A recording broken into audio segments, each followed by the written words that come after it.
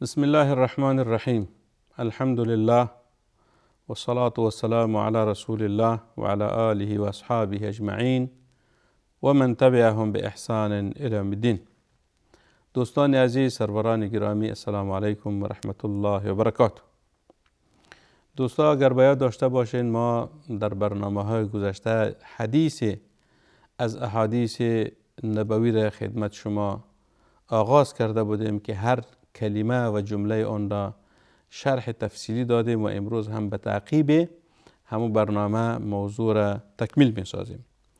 پیامبر صلی الله علیه و سلم در حدیث مشهوری که بخاری روایت کرده است و حدیث صحیح است، ما را از تحولات آخر الزمان آگاه می سازد که قبل از روز قیامت بعضی تحولات مردم با او روبرو می شود. باید بدانند هرگاه این رویدادها رخ داد و این تحولات ظهور نمود، پس بدانید که قیامت نزدیک است. این از نشانهای قیامت است. وی در عین وقت یک هشدار نبوی هست که انسانها به خداوند بازگردند، انسانها به خداوند ایمان بیاورند و به طاعت و بندگی از او بپردازند و از مخالفت امر خدا و پیغمبر دوری اختیار بکنند. این معنا و مفهوم و مقصد این حدیث مشهور است. حدیثی که پیامبر صلی الله علیه و سلم فرموده است، فرمودند که قیامت برپا نمی شود تا که این رویدادها صورت بگیرد. اولشی بود که علم از روی زمین برداشته می شود و برداشتن علم از روی زمین به معنی است که علما را خداوند متعال چی می کند؟ از جامعه انسانی می گیرند، وفات می کنند علما. دوم، زمین لرزه ها بیشتر می شود. سوم، تقارب زمان به میان می آید و یتقارب الزمان. در رابطه با تقارب زمان در برنامه های گذشته هم خدمت شما بعضی مسائل عرض کردیم که مراد از تقارب زمان چیست. محدثین و علما در رابطه چی فرمایشات را بیان نمودند. مثلا یک تفسیری بود که علما میگویند که مراد از تقارب زمان چیست؟ از وقت برکت بلند می شود. وقت همو وقت است ولی وقت بی برکت. وقت چیست؟ وقت بی برکت. و تفسیر دیگیشی بود که تقارب زمان وقت خیلی سریع سپری می شود. هیچ نمیدانی که روز چی وقت آغاز شد و چی وقت تمام شد، شب چی وقت آمد و شب چی وقت رفت. سرعت وقت و یا برداشتن برکت از وقت، این دو تفسیر بود که علما یا محدثین از این حدیث کردند. در رابطه با یک موضوع دیگر است که علما انواع تقارب زمان را برای ما بیان کردند. بعضی میگویند که علما میگویند که مراد از تقارب زمان چی است؟ میگه اینجا به دو نوع هست. یکی مرادش تقارب حسی هست و دومش تقارب معنوی هست. و یتقارب الزمان، انواع تقارب زمان، یک نوعش تقارب حسی است، دومش تقارب معنوی. وقتی که تقارب حسی میگوییم به این معنی است که او محسوس می شود، میبینیم او را. حس به معنی یا دیدن یا شنیدن یا لمس کردن. این از جمله محسوسات است. مثلا شما میبینین یک چیز، این را حس میگوین. یک چیز را میشنوین، این را حس میگوین. یک چیز را لمس میکنین، این حس شد. یک چیز را بو میکنین یا ذائقهش میبینین، این همش از جمله محسوسات هست. و معنوی چیز؟ معنوی است که او حسی نیست ولی موجود هست.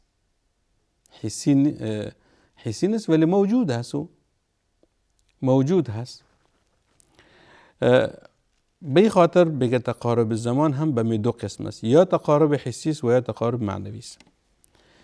اولش است که تقارب معنوی چی رو میگوین و یا تقارب زمان مرادش میگه تقارب معنوی هست. میگه تفسیرش است که شرحش میگه ذهاب البرکت من الوقت، از وقت برکت برداشته میشود. این شدی تقارب معنوی هست. وقت است ولی وقت بی برکت. وقت است ولی وقت بی برکت. شما گریده باشین دوستا، یک مثال برکت برای شما بگویم. دو شخص است در یک جا کار میکنن، کارمند هستند در یک دفتر، در یک شرکت، در یک مثلا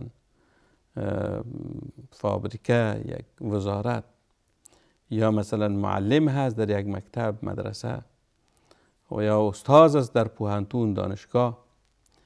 یعنی دو شخص است، هر دوش یک وظیفه را انجام میدهد و هر دوش در نهایت ما مزد خود یا معاش یا تنخواه خود میگیرند. تنخواه هر دوش مثلا ببینید 1000 درهم یا دینار یا دیگر پولها، 1000 مثلا درهم میگیرن. این شخص هم 1000 درهم گرفت و این هم گرفت. یک شخص دیندار هست، متدین هست، تقوادار هست، خداوند در همین 1000 درهمش برکت می اندازد. این 1000 درهم هر قدر مصرف میکنه تمام نمی شود. هر چیز میخرد، باز میبینین یک چیزی از این پول باقی مانده در جیب از این شخص. میخرد یعنی مصرف میکند ولی تمام نمی شود. خداوند در این مال برکت انداخته. شخص دیگری هم که 1000 درهم معاش و تنخواه خود را گرفته است، که همین تنخواه خود را گرفت، ببینید چند روز بعد تمام شد. در این تنخواه شخص دومی برکت نیست. چرا برکت نیست؟ حتما یک علت از دو. شاید در کار خود صادق و مخلص نبوده باشد، شاید غل و غش کرده باشد، شاید فریب در کار خود کرده باشد، از نیرنگ و فریب کار گرفته باشد. یعنی صادقانه در کار خود چی است؟ مشغول نبوده، بلکه وقت چی کرده؟ یعنی وقت شکنی کرده، از وقت خود استفاده درست نکرده، حق وقت ادا نکرده. پس خداوند دو مالش چگونه برکت بیاندازد. و یا شخص دیگری است، اگر شما فعلا دیده باشین دوستان، خصوصا در عصر فعلی اکثر مردم با بانک های سودی تعاملات دارن. مثلا قرض میگیرن، ازدواج میکنن، از بانک سودی قرض گرفته و سود گرفته. یعنی سود معنیش ربا، از بانک های ربوی ازدواج کرده توسط پول ربوی یا سود. خانه را آباد کرده، موتر یا ماشین خریده، همه پولش یا زندگیش چی است؟ به اساس سود و ربا برده است. خداوند متعال می گوید که کسانی که تعاملات ربوی دارن، اونها فأذنوا بحرب من الله و رسوله، اونها جنگ میکنن در حقیقت با خدا و با پیغمبرش. آماده باشن با جنگ با خداوند و با پیغمبرش. یعنی خیلی خطرناک است. یک شخصی که ازدواجش، خانهش، موترش، خوراک و پوشاکش از سود باشد، شما دو خیر کجا سراغ میکنین؟ اصلا دو خیر نیست. لذا زندگیشون همش تباه است. زندگی این نوع انسانهای سودخور و معاملات سودی و ربوی دارن، اونها چی هستن؟ زندگیشون همش زندگی بی برکت است. ولی شخص دیگر است در یک خیمه زندگی میکند، یک شخص دیقان هست، یک شخص کسبکار هست، یک دکاندار دارد، و یا مثلا یک کارمند دولت هست، خیلی مخلصانه کار میکند. خداوند در مال از او برکت انداخته، خیلی آرام است و خیلی راحت هست در زندگیش. خداوند در مالشان برکت میاندازد و در وقتشان، در زندگیشان. این تقارب معنوی شد که برکت در وقت. این رأی را که اختیار کرده است قاضی عیاض و امام النووی و حافظ ابن حجر رحمهم الله تعالی.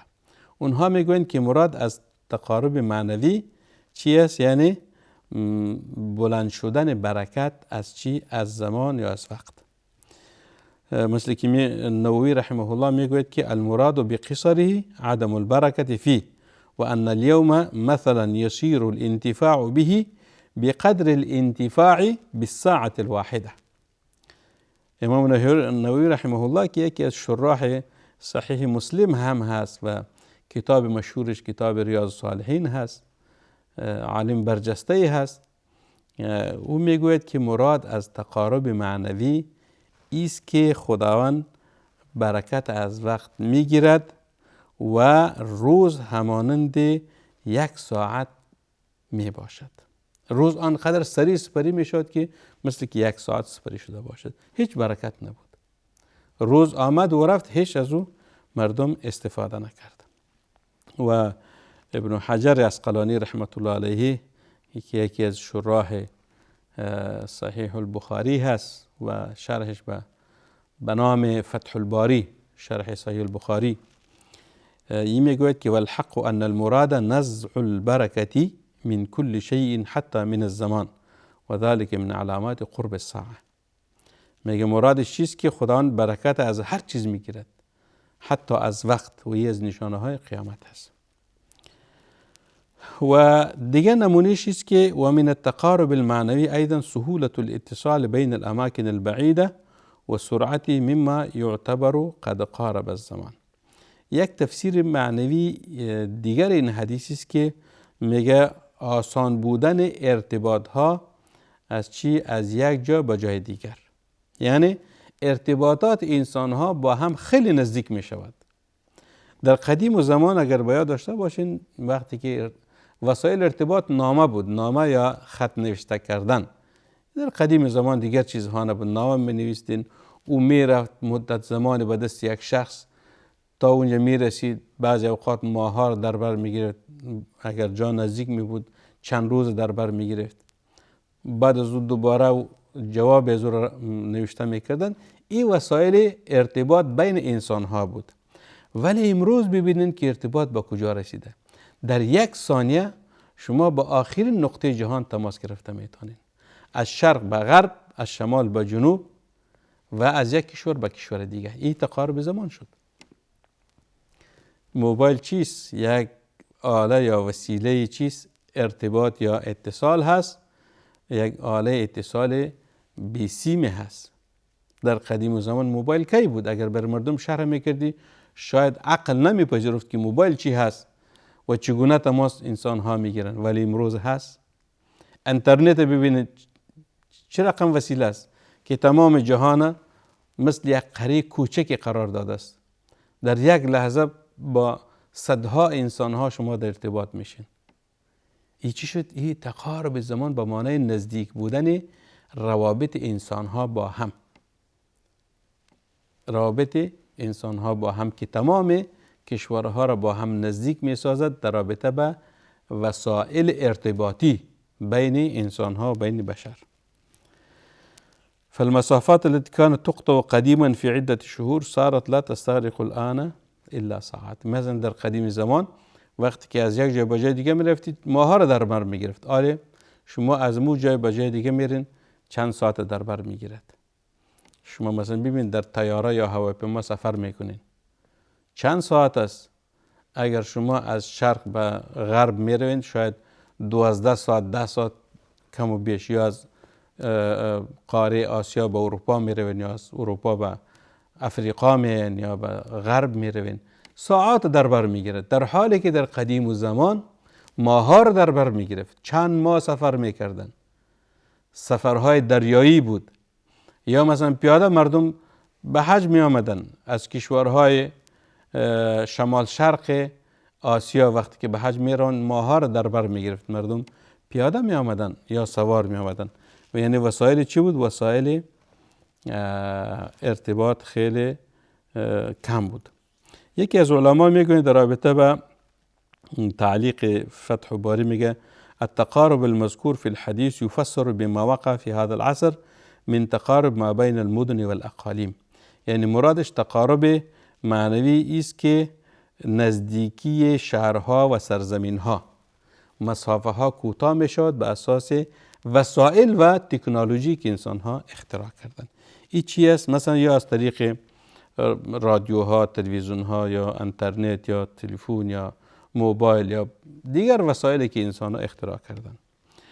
دوم نوع از انواع تقارب زمان میگه تقارب حسی هست. تقارب حسی را چی میگوید؟ این میگوید که ان يقصر اليوم قصرا حسيا فتمر ساعات الليل والنهار مرورا سريعا ووقوعه ليس بالامر المستحيل. یعنی حسی به این معنی است که خیلی سریع چی میشود؟ امی وقت سپری میشود.